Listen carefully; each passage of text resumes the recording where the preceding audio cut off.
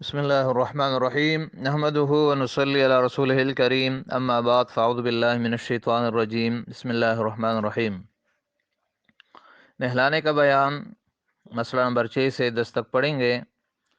مسئلہ نمبر 6، بالوں میں کنگھی نہ کرو، یعنی جس کو نہلانا ہے اور آپ نے اس کو نہلا دیا، غسل دیا، تو اس کے بعد بالوں میں کنگھی نہ کرو، نہ ناخن کاٹو، نہ کہیں اور کسی جگہ کے بال کاٹو، چاہے مرد ہو یا عورت ہو، نہ ناخن کاٹو، نہ بالوں میں کنگھی کرو، نہ کہیں کے بال کاٹو، نہ زیر ناب، نہ بغل کے کسی، سب اسی طرح رہنے دو۔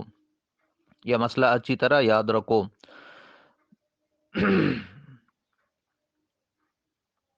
مسئلہ نمبر 7، اگر کوئی مرد مر گیا اور مردوں میں سے کوئی نہلانے والا نہیں ہے تو بیوی کو چاہیے کہ غسل دے۔ بیوی کے علاوہ کسی اور عورت کو اس کا غسل دینا جائز نہیں، اگرچہ وہ عورت اس کی محرم ہو، یعنی اب اس کی بہن ہو، ماں ہو، جو بھی ہو۔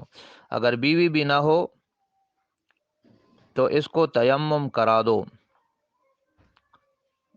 لیکن اس کے بدن میں ہاتھ نہ لگاؤ۔ یعنی اگر عورتیں جو ہو غیر محرم یا کوئی اور بیوی کے علاوہ، اور وہ مرد کو غسل دینا چاہے تو اس کو ہاتھ نہ لگائے بلکہ اس کو تیمم کرا دے، اور اس کے بدن میں ہاتھ نہ لگائے بلکہ ہاتھ میں پہلے دستانے پہن لے تب تیمم کرائے۔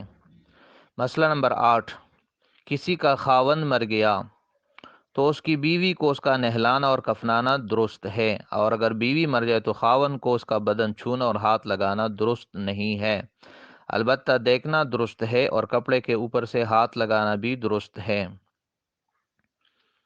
مسئلہ نمبر 9، جو عورت حیض یا نفاس سے ہو وہ مردے کو نہ نہلائے کہ یہ مکروہ ہے اور ممنوع ہے۔ مسئلہ نمبر 10، بہتر یہ ہے کہ جس کا رشتہ زیادہ قریب ہو وہ نہلائے۔ مثلاً اگر باپ ہے تو بیٹا، بیٹے تو باپ، بھائی، اس طرح قریبی رشتہ دار ہو، ماں ہے تو بہن وغیرہ۔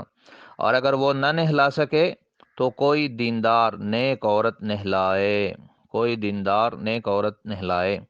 یہ آج کے مسائل ہے، امید ہے آپ کو سمجھ آ گئے ہوں گے، باقی انشاءاللہ اگلے سبق میں پڑھیں گے۔ تب تک کے لیے اللہ حافظ۔